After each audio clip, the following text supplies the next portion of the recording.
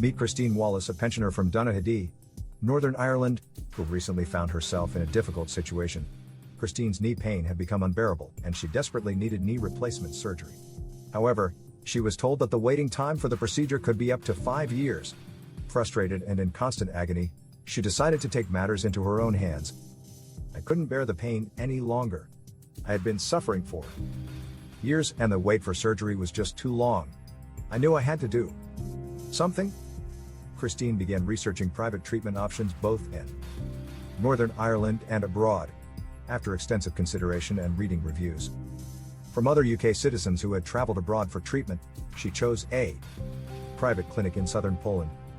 Determined to find relief from her pain, Christine packed her bags and embarked on a journey to Poland, where her new knee awaited her. The treatment package in Poland included the surgery itself, a 12-day hospital stay, and personalized physiotherapy. The cost of the entire package was £8,500, just over half of what she was quoted for a similar operation at a private clinic in Belfast. Although there was a language barrier, Christine used a translation app to communicate with the medical staff who did not speak English. Throughout her stay, she sent regular video updates to her family back home in Northern Ireland.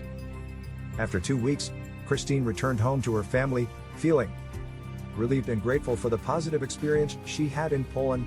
Now, 7 weeks later, her pain has significantly reduced, and her mobility has greatly improved. "This surgery has changed my life. It has given me my life back. And I'm incredibly proud of my Polish knee." However, despite her successful outcome, Christine remains furious that she had to spend her hard-earned savings on a surgery she believes she should have received within her own country's healthcare system.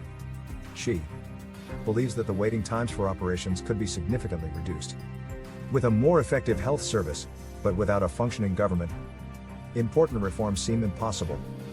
Northern Ireland has been without a health minister for 16 months, leading to frustrations and delays in healthcare provision. The lack of political leadership has left patients like Christine to seek alternative options, even if it means traveling abroad for treatment.